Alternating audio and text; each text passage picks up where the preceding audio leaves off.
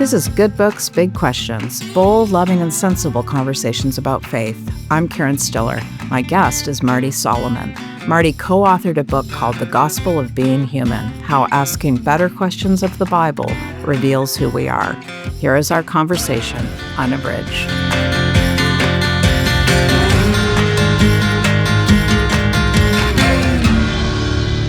Welcome, Marty. Yeah, it's good to be here, Karen. What is the big question you wanted to explore with this book? Man, we hadn't phrased it as a question, but there's this idea of, I'll get to the question here, I promise. There was this idea that being human was bad news. Like, we always use human as the self-deprecating slam. Well, I'm only human. And right. We speak of our humanity, and it always refers to the negative, finite, less part of it, like not good enough parts of us. Like being human is always bad news. And Reed and I felt like being human is also good news.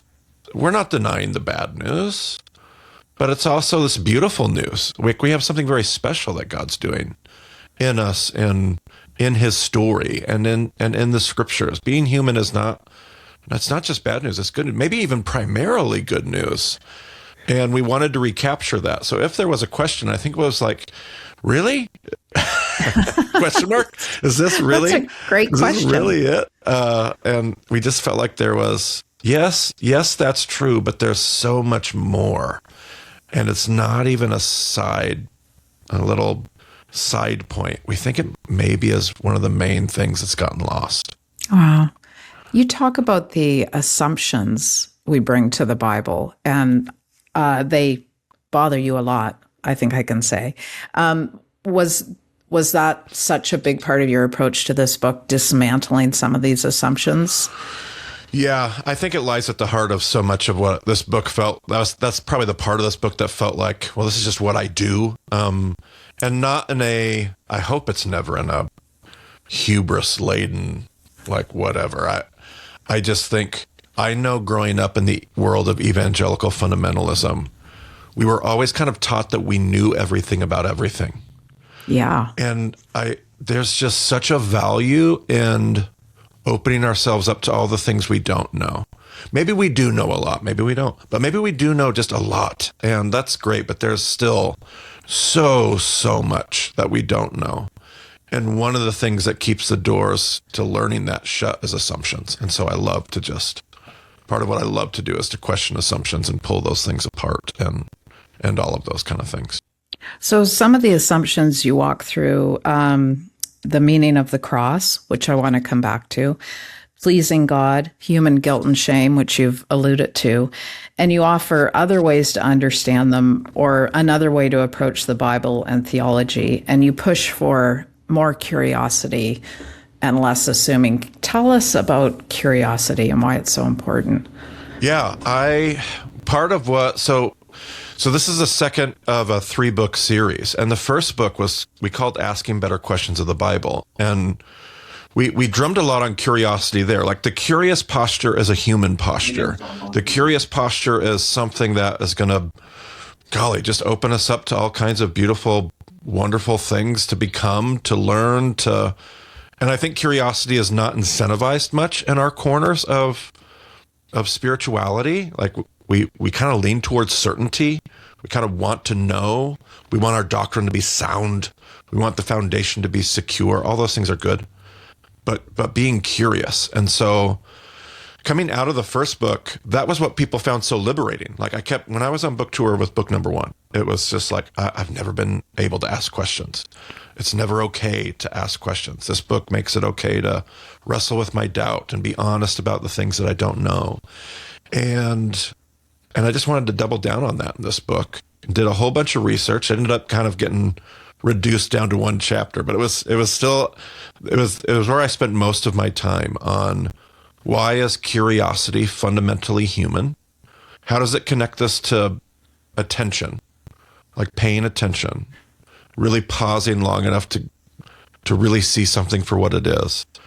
And then wonder, like realizing that this stuff, there's always some bigger some bigger mystery behind this, some stuff I've never considered. It's so much bigger than I could have put in my bucket to begin with. And so those are things that there's something fundamentally human and good about being curious. So when you wrote this book, was this the direction you were planning on taking, or were you like, wow, this is a big thing for people, this permission to ask questions, and then it changed your plan a little bit? Yeah, I think it's kind of a blur to go back and try to remember how everything unfolded. Fair enough, yeah. At the beginning, there was a different plan, and I can't remember what the original plan was. I remember being kind of just transfixed by An Altar in This World by Barbara Brown Taylor. Mm-hmm. Just the idea of like blessing and goodness and humanity, and we were headed in that direction. And I knew I wanted to do something with curiosity, attention, and wonder. And then somewhere along the way, I wrote this book with one of my best friends, Reed, and the Nav Press team. They just kind of like, I think we need to really look at some of the assumptions. And so that kind of came to the front. So, man, it feels like years ago. But yeah, writing a book is always such a weird fun.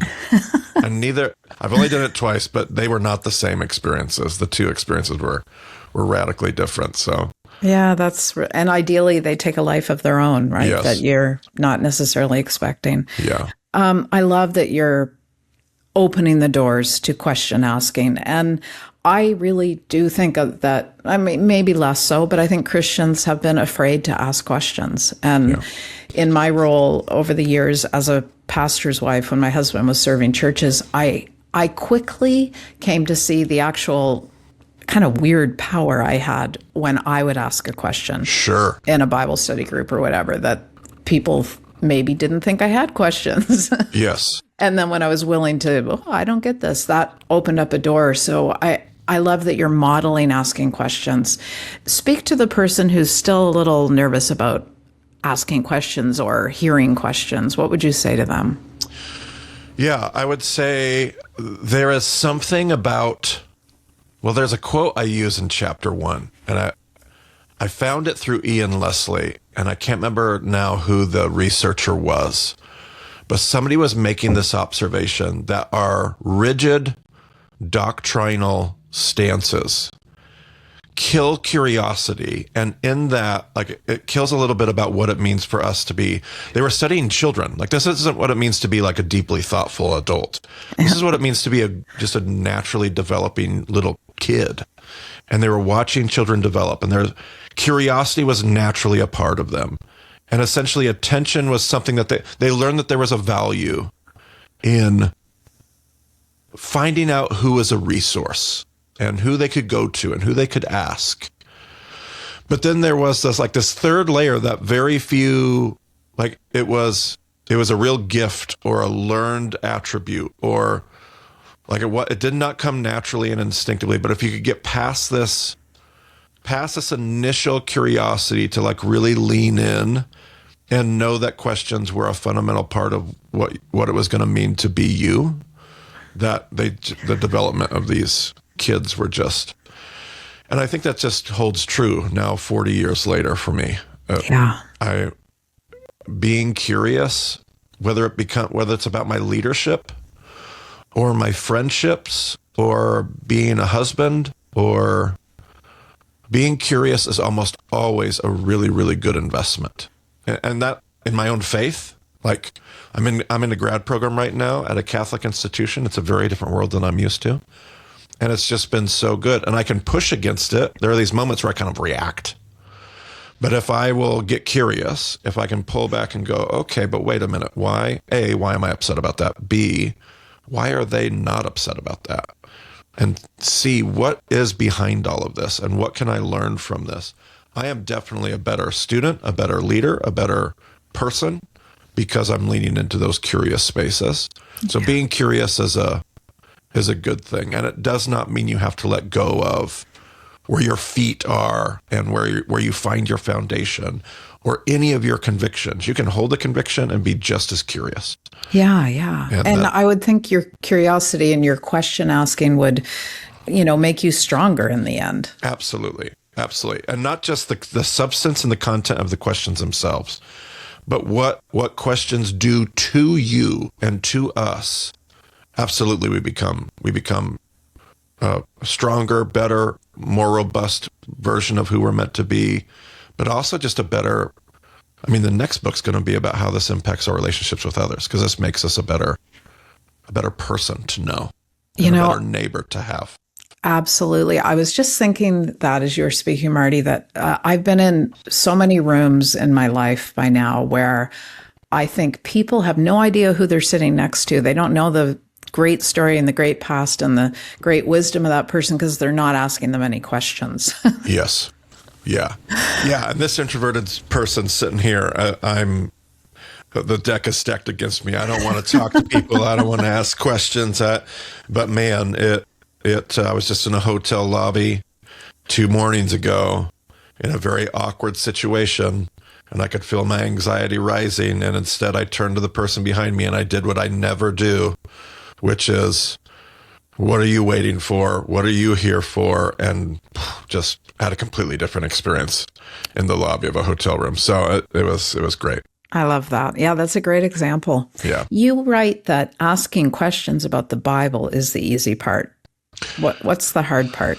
Yeah. I think, when we wrote the first book, the conversation is about, I come from a Jewish heritage, so I bring this like Jewish perspective full of the midrash and intertextuality and just Jewish perspective that is so, tantalizing and attractive. And everybody thinks it's so provocative. Everybody loves that. Well, what did the Jews teach about this? What did the rabbis say about that in the first century? And we play that off as though it's the edgy thing, but it's not the edgy thing, because it's kind of safe to talk about that. It's safe to talk about what the rabbis taught 2,000 years ago. It's relatively safe to hold everything as a literary critic, or I shouldn't say literary critic. I should say in a literary analysis. Those are even though they challenge us intellectually, the hard part is to take this from the head and start to move it to my whole self, my heart, my therapy journey, my marriage. That's where this gets a whole lot more difficult.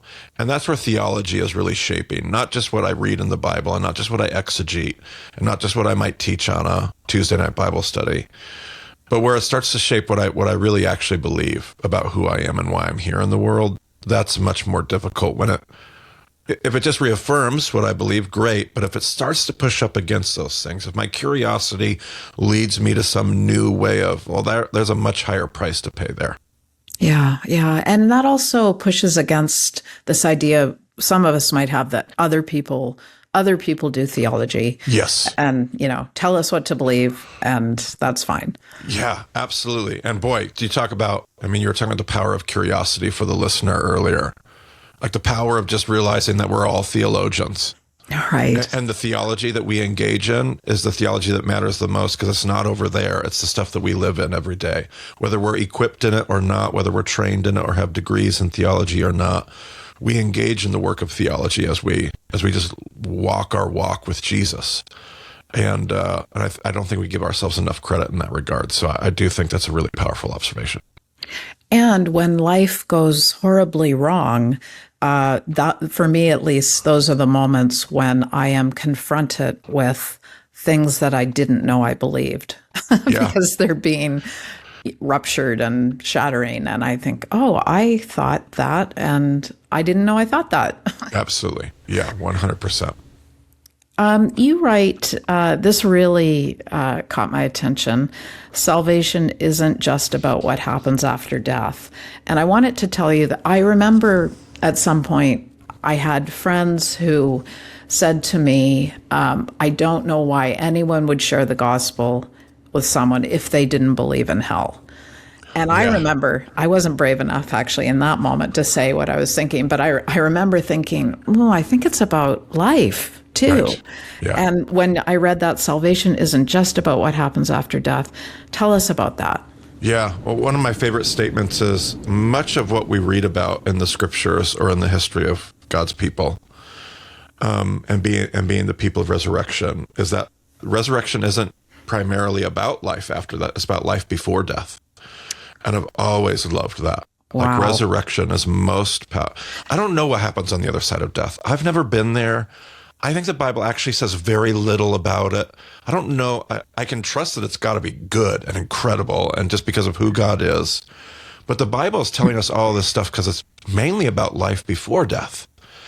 And so, yeah, I think there was something about the gospel of being human in particular in this book that was, I love the honesty of your friends in that story, because that's typically how we frame the gospel.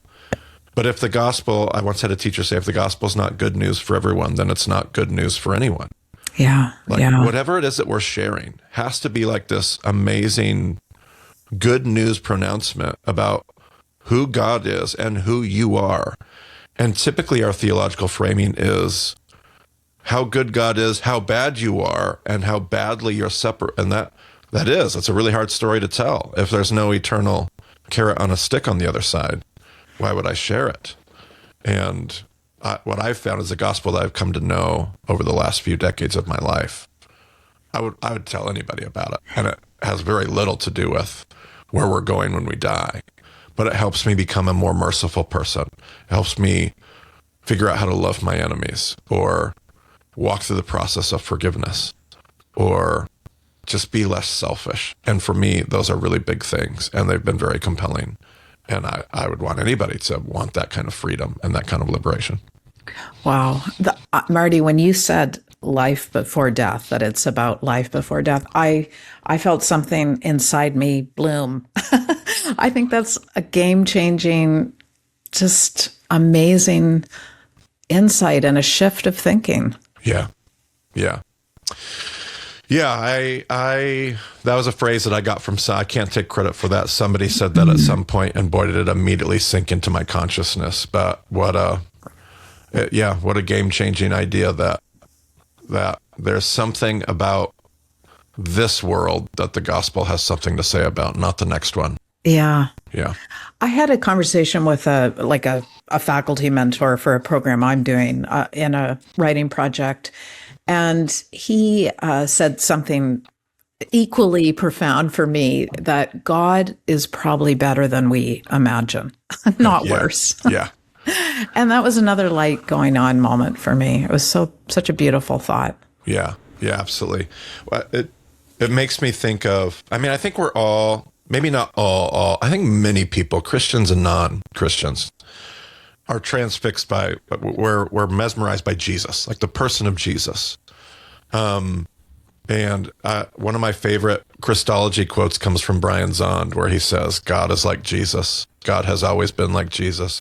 There was never a time when God was not like Jesus. We haven't always known this, but now we do.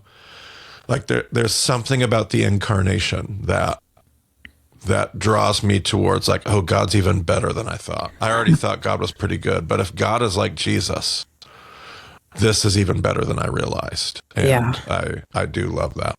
Hooray. Yeah, absolutely. Then now let's go back to the unworthiness conversation, because I think you do that so well in the book, to help us see ourselves as beloved, as good. And I thought of, in my church, which is an Anglican church, we have a prayer before communion that is very, in my books, hardcore. Yeah. I always feel a little uncomfortable. Yeah. And one of the lines is, we are not worthy so much as to gather up the crumbs under your table. And, I know there's a place for that in repentance, of course, and in approaching the sacraments. But I just loved what you had to say. I want you to rewrite the prayer of humble access, Marty. I don't think I'll be doing that. We're both going to get in so much trouble. Yeah. But tell us more about this unworthiness question and how we can broaden our thinking around that. Yeah, and I definitely, I don't want to make it an either or. My church borrows. I come from a non-denominational church that is not known for stealing liturgy, but our little congregation does. And we steal a lot of the same liturgy from the Episcopalian and Anglican traditions. And we have like a prayer of confession before we go to the table every week, and things that are atypical of our typical corner. And if it's held in a larger context, there's a place for that. Like the rabbis used to say, every person should walk around and one pocket should be a paper saying, you are like the crowning moment of God's creation, made just a little lower than the angels. And in the other pocket should be a piece of paper reminding you that you are dust and to dust you will return. And depending on what you're feeling and where you're at, you need to pull out either particular paper out of whatever pocket. So there's a place for us reminding ourselves where we sit in God's created order, and that God is God and we are not him. And yet that seems to be the fundamental posture that we've started taking towards theology. We kind of start with our unworthiness. And I don't know, I'm thinking back to that chapter that you're referencing. And one of the things that I really leaned into in that chapter, I think I started with some silly illustration about my wife and my kids. I can't think of a single relationship that I care about where I would want them to have that perspective about themselves, or that I would want them to approach my relationship, not my wife, not my children. And then I keep going like, okay, well, who then? My coworkers, my subordinates? No, I wouldn't want. So why do we think that that's what God desires from us? And again, there's a place for that. It's not an either or for me. There's a place where we need to be real honest about our limits and who we are and who we are not. But man, my fundamental posture, I would want to see myself as God sees. I would want my wife to see her as I see her. I'd want my kids. And I know my wife's not perfect. I know my children have made a ton of mistakes. I know they will. But when I see them, I delight in them. When I see them, I love them. And that doesn't undo any of the mistakes that they make, or any of their shortcomings, or selfishness, or sin, or rebellion, to be more theologically precise. Yeah.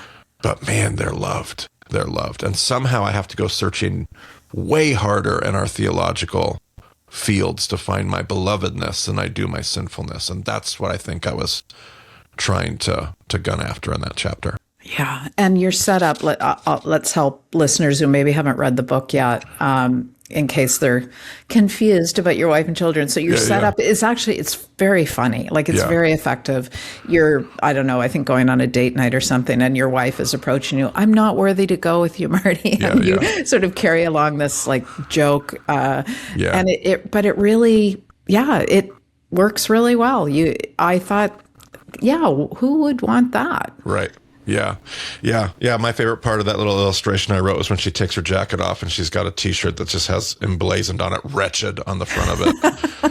It's just like, man, you're really killing the vibe here for date night. Yeah. And my children come running in and they're like, oh, we're so sorry, Dad. We're so pathetic. And we know this about our relationships, and yet for some reason we accept it in the way we understand our relationship with God. Yeah. And and there's probably bits and pieces that are helpful, but we've kind of made it the mainstay of our theology. And I also think, I've been thinking about this lately with like more, sadly more leaders, falling and public things coming out. And that sometimes we respond with this like, well, we're all like awful and we could all do all the bad things. And I can hold that to be true, but also think we can also all do the good things. Yeah. We're also capable of really great things. Right. Yeah, we could all name people that have been close to us, and they may not be the huge celebrities, or nobody might even know them. But we all know the pastor of a small church in the middle of Oklahoma that loves, and they're not perfect. Yeah. She loves her people dearly. So there's this, but there's also that. Right. So which one is supposed to be what we assume and what we go, well, yeah, of course. Which one should be the of course statement? Maybe both on some level, but we do tend to forget all these beautiful examples. Yeah. And one of my teachers used to say, what you look for, you will find. Oh. And And okay, so I can look for that, but I can also look for this. And which one would I look for and why? And maybe that's in part what we're trying to get at in this book too, is what does our theology look for? Because what it looks for, it will find. Yeah. So if it wants to find our brokenness and our depravity and our original sinfulness, it'll find that. There's plenty of that to go around. But is there anything else to look for? And what is the Bible looking for primarily? Is it telling that story, or is it telling another story that keeps looking for examples of what it means to be fully human in a good way? Mm-hmm. And well, you do that with God's wrath too. Like, yes. And wrath is real, you write, but his love is more than 300 times greater. And then you actually have some math. Yeah. What is it, 1,000 to 3? 1,000 to 3. Yep. It's one Tell us more about that. Yeah, it's been one of my favorite teachings. There's this foundational passage in Exodus where Moses, and it's right after the golden calf. So if there's ever a time we're going to see God's wrath, like it's kind of in this moment of like Israel's absolute failure and really ill-timed sinful rebellion, and God's exasperated at one point, and then Moses is exasperated, and Moses is like, listen, I have got to, like, I got to see you. Like, I want to see you. And so God says, well, you can't see me, but but before he lets him see anything, he tells him something. Instead of being a person of the eyes, God invites him to be a person of the ears. And he says, I'll tell you who I am. I'm Adonai, compassionate and gracious, slow to anger and abounding in love, loving those to 1,000 generations of those that love me, and showing sin to the third, or paying back sin to the third generation of those that hate me. And I have never been in a Christian setting where the only thing we're worried about is what it means. What does that last line mean?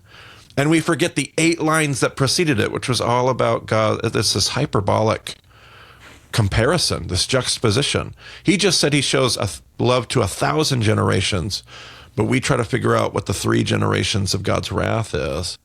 And so I've always just kind of used that with my students I was often told that God is this perfect balance of love and wrath, love and justice, however you want to frame that up.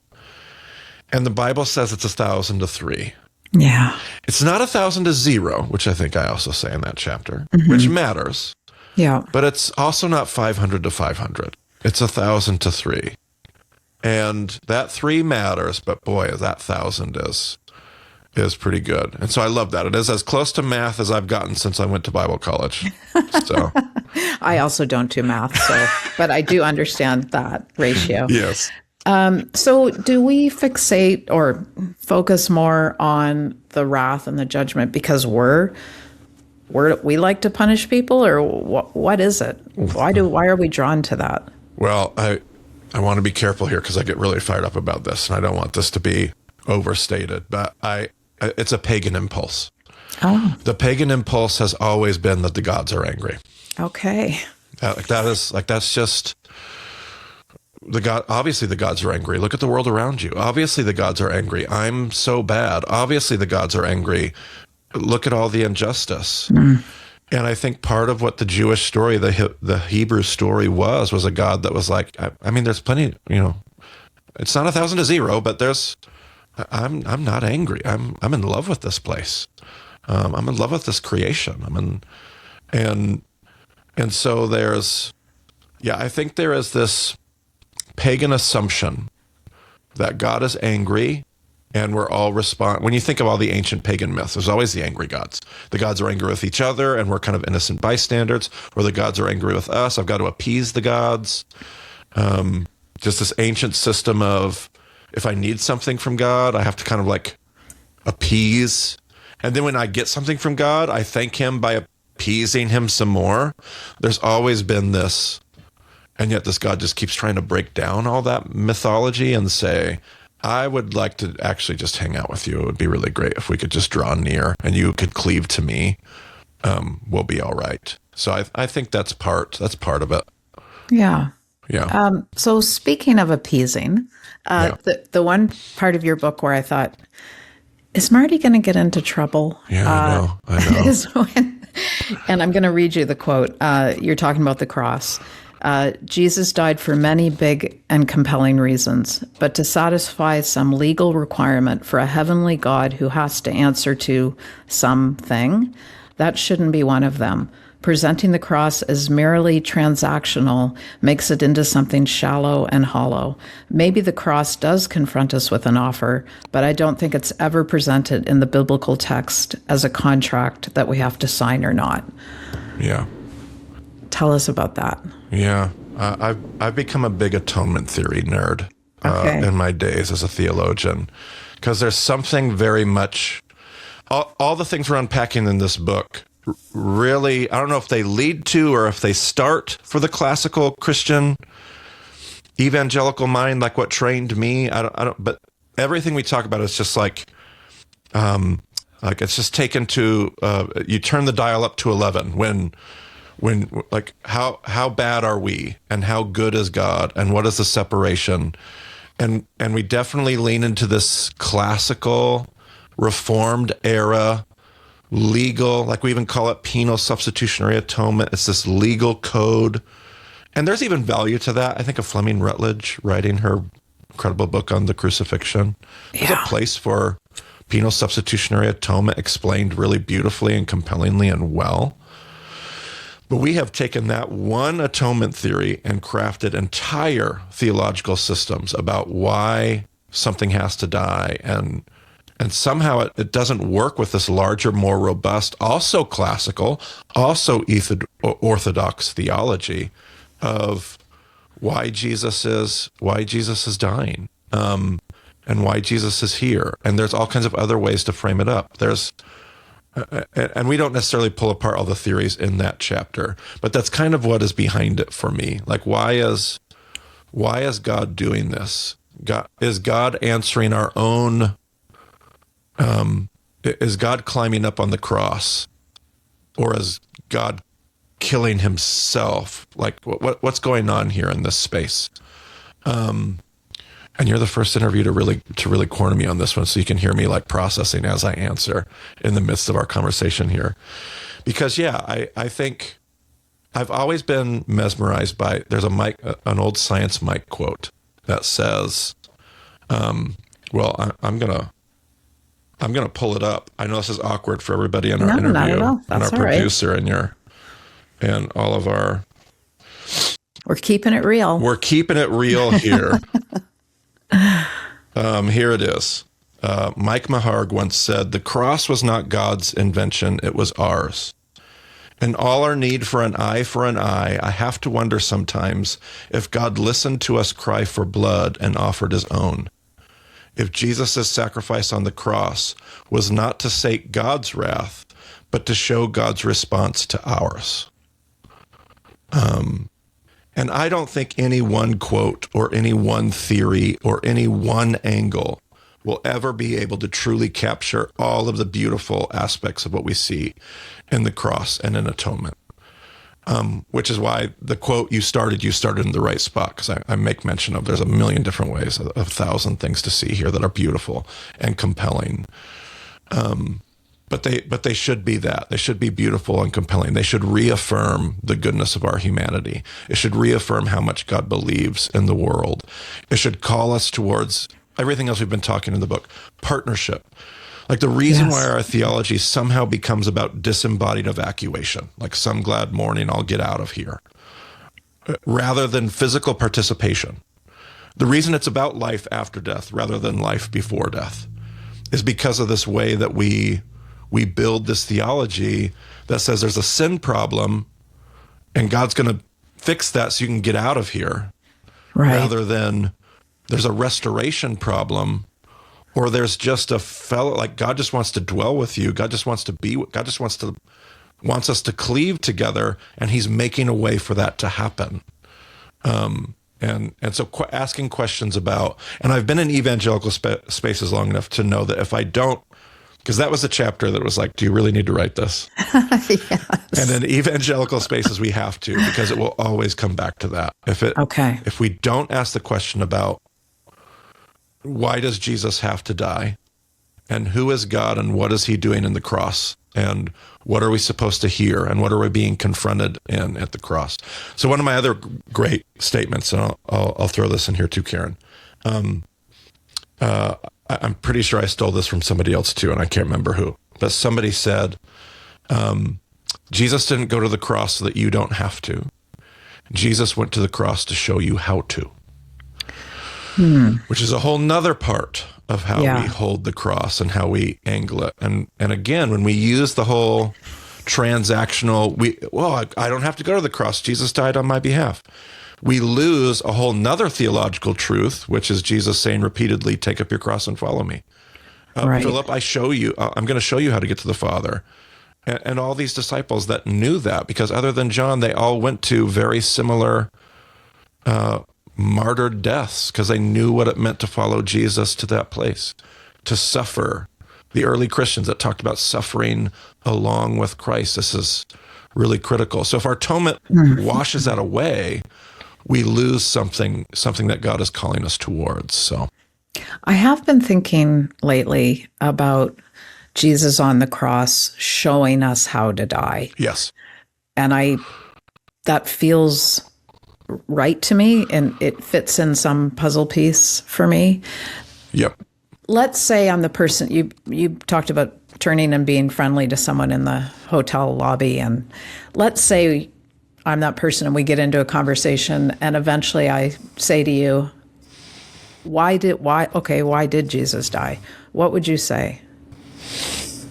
Probably a lot of it would be what I've heard, what's been framing up our conversation. Because I think the cross meets us in that moment and has something to say about however it is that we got here. So is it guilt? Like, has our conversation been laden with, is this person asking that question because they just have this debt? Like, I just don't even know what to, well, then I would frame up the cross in terms of, it's a beautiful, it pays that for us. Does it frame it up as like, but I'm not even sure that God is a good, now I'm going to frame the cross and atonement and like seeing the character and the very essence and nature of who God is and what he's choosing to do. Is it trying to figure out what to do about suffering in the world? Because my grad program right now is at Xavier University. So I'm learning from the Ignatians, and they go to the cross in week 3 of the spiritual exercises to meet Jesus there, because not only is he teaching us how to die, he's also kind of teaching us how to live, to add that to what you were just saying. Like, he's saying, this is where the gospel takes you. It's going to take you here. So who is here? Go find them, because that's where you'll find the crucified God and which is why the Jesuits are always drawn to El Salvador and like all these places where like suffering, they're going to go live amongst the poor. They're going to go, because that's where the cross calls us and pulls us. So I think a lot of it is just shaped. One of my favorite atonement books is Scott McKnight wrote a book called A Community Called Atonement. Mm-hmm. And where he basically talks about all these atonement theories as golf clubs in a golf bag. Okay. And you got to know, you're not going to hit your driver on the green. You're not going to use your putter in the sandbox. You need to know where you're standing and where you're at, so you know how to engage and talk about and frame the atonement. And I found that to be really helpful. So it's bigger. Yeah. It's bigger than one. I was going to say theory. I don't know if that's the right word, but it's bigger. Yeah, I think so. I think it's one of the key ways. I think we talk about incarnation, crucifixion, and resurrection for good reasons. Those 3 things draw us they're like theological epicenters. Like these are ways to understand in some of the most precise, clear ways, who is God and who are we? And the crucifixion is one of those things. It just says a whole lot more than one simple line. Yeah. When people are deconstructing, I sometimes think or worry that they are, I want to say to them, you can still believe, like, it's not just the icky parts of your tradition that is like, that you might think is the whole thing. And I guess I'm wondering, what would you say to, let's not say to people who are deconstructing, let's say my kids are deconstructing. How do we help people who are deconstructing and not make things worse? Yeah. On one hand, I feel like I'm speaking from a place that I know people experience that I haven't. Because here's what I said in my first book. I know that I've always believed in the bigness of Jesus and the Bible. Like, those were 2 things that my fundamentalist world handed me. And I always believed that they were big enough to catch me on the other side. So my mentors had discipled me to know Jesus, not a historical Jesus, not the idea of Jesus, not the theology of Jesus. Like, they had introduced me to the resurrected person of Christ. And so I kind of always assumed that my theology, well, of course that's screwed up and broken, and my understanding is finite, but Jesus and the Bible are going to be way bigger than those things, and they're going to be good, and I could even say perfect, and like, they'll catch me on the other side. So I think that's always driven my own deconstruction, which I have heartily leaned into and engaged in. I do want, probably my favorite part of this whole book personally was the opening and closing of the book. That didn't come to me until, like, I had kind of written the whole thing. I got out on the last day I was there in Scotland. I was on a writing retreat in Scotland. I kind of got everything done. I had a couple things to do. I needed to close the book up. And my host took me on this drive to Dunkeld. And I got to stand in this cathedral. And the cathedral was kind of being renovated because it was 800 years old. And it became this beautiful metaphor that ended up serving as the opening and closing to the book. Because we got there, and the whole place is surrounded in scaffolding. And as they explained to me the reconstruction project, they said, well, when it was originally built, they used iron to kind of reinforce the building. But over the course of centuries, that iron is expanding and pushing the building apart. So the very thing that was put in the building originally to give it strength and sturdiness is now the very thing that's causing the building to fall apart. So if you're going to, and here's the key, save the building you love, you literally have to pull it apart, call it deconstruct it, in order to reconstruct it and to keep it, to preserve it. And I've always loved that idea of deconstruction. I know for some, deconstruction equals destruction. But deconstruction can be a part of a very, very vibrant, necessary, beautiful, compelling reconstruction process. And not only that, it'll be essential, because if not, the building will destroy itself. And so I just love that. Became this clear metaphor for deconstruction forever for me of, I got to do this because it will destroy itself. It used to be good. Those pieces used to be the right pieces. It needed those pieces. But now if I don't do something with those pieces, this whole thing's going to fall apart. So I've got to go back in there, and I got to make sure we keep the things that need to be kept, but we replace or get rid of, and that's a key part of the process. So I just give I give our college students and I give our children like 2 hearty fist pumps, because it's like, yes, you got to do this. Wow. Yeah. Oh, that is so refreshing and a relief, a relief to those of us who have, maybe it's our kids or whatever, good friends who are leaving or just doing that work, to let them do it and not be afraid of it. Yeah. And I think it goes back to one of your earlier questions of what would we share about this? Because the reason why you would do that is because you believe in the beauty of the building, to use the metaphor. Yeah. So if all we've done is say, well, this building gets you to heaven, this building gets you to heaven, this building gets you to heaven.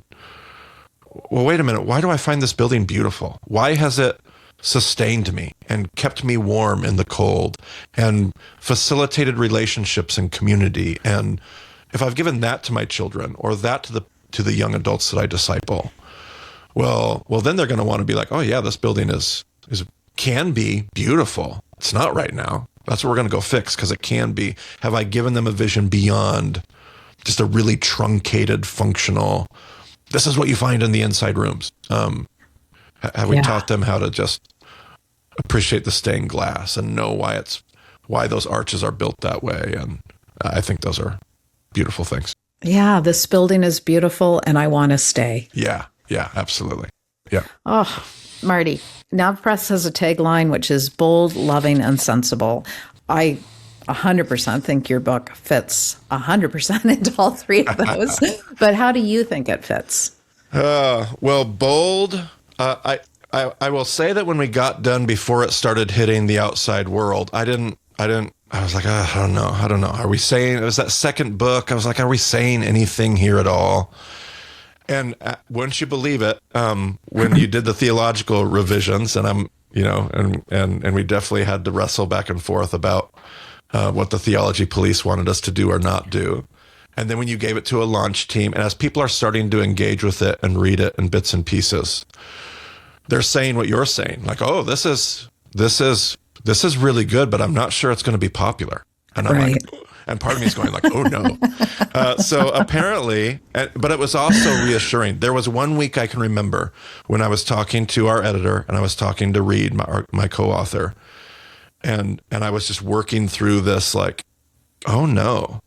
But then a week later, I was like, "You know what? This just means we said something."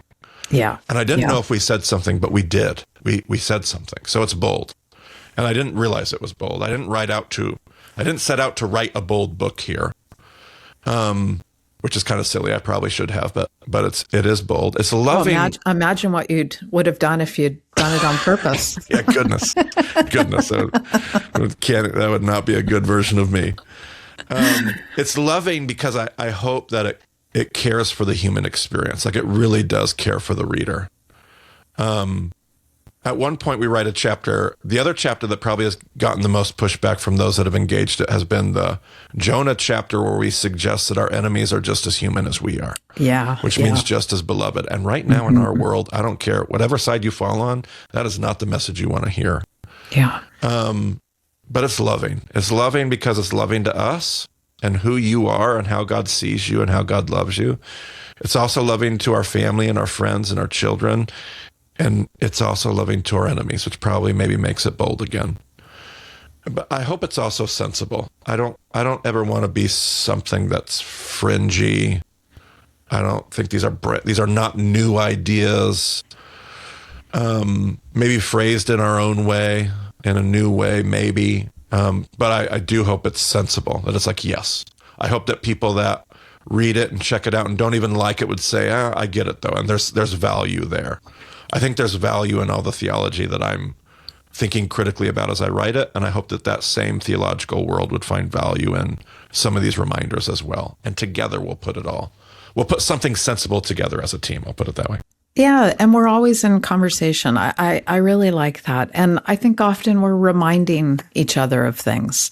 And that's good work to do. Yeah, absolutely. Absolutely it is.